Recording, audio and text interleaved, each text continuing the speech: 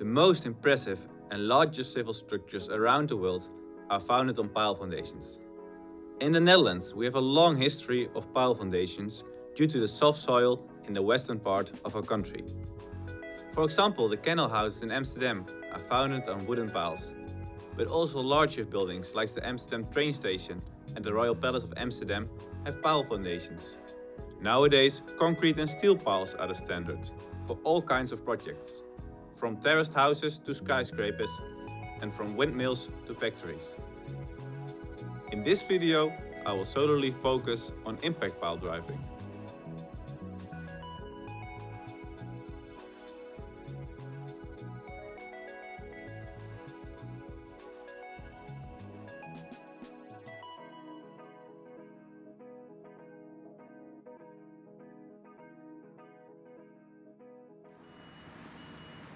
Hi, I'm Timo, a PhD candidate at the Faculty of Civil Engineering, TU Delft. My research is in noise generated by offshore pile driving, but today I'm visiting a building site in the north of Amsterdam. 61 livings for families are under construction here. The soil is very soft and houses will sink over time when founded directly on top of the soil. Ground measurements show that the first stiff soil layer started at 80 meter depth. So to build houses on safe ground, a pile foundation is needed to transfer forces to the bearing soil layers. Here they have chosen to use prefab reinforced concrete piles of 20 meter length. The piles are driven into the soil with a sort of big hammer that's attached to the top of the pile. Actually, a big mass will be dropped on top of the pile, forcing the pile into the soil. When we take a closer look to the pile driving process, we can see that each time the hammer hits the pile moves into the soil a little bit. This might seem quite straightforward, but when we zoom in slow motion, we see a remarkable phenomenon. The pile is not moving at once, but actually a wave is passing through the pile, moving up and down, causing the pile movement into the soil every time the wave passes by. This wave can be described by making use of the wave equation. Although, due to high wave speed, the wave is not noticeable for the human eye.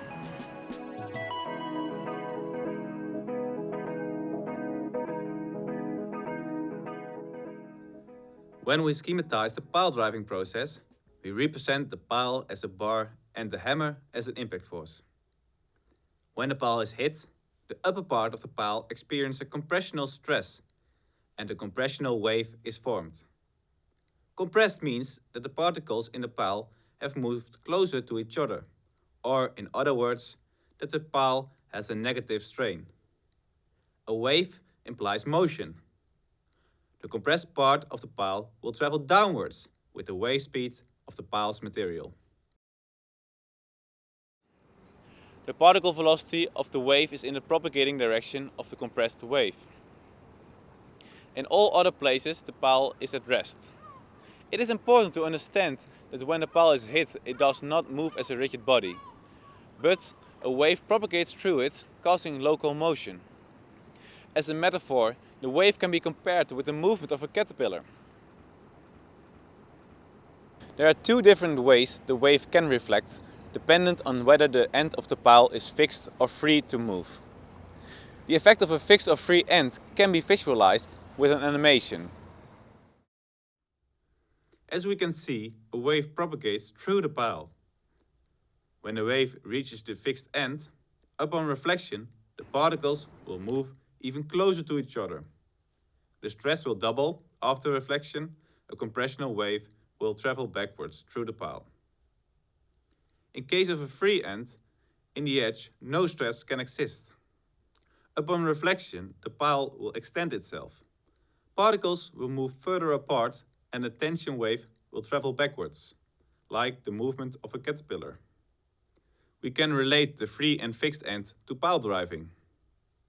If the tip of the pile is in a soft soil layer, there is almost no resistance. Therefore, the tip of the pile cannot transfer any force to the soil, and it can be modeled as a free end. Otherwise, when the pile reaches a stiff layer, the tip of the pile is not able to move. We can model this as a fixed end. For a civil engineer, it is important to understand the concept of waves traveling through a pile. First, because a civil engineer should be able to calculate how the pile moves into the soil, but we should also be able to predict failure of a pile. This has to do with the boundary conditions of the pile, but we will come to that later. To predict the movement of the pile, we need to derive the equations first. To simplify things, we only consider compressional motion of the pile, and therefore we will model the pile as a bar. We start from the static force equilibrium of a bar, where the distributed load is equal to the elasticity E and area A of the pile, times the second spatial derivative of the displacement. The second spatial derivative denotes the change in strain.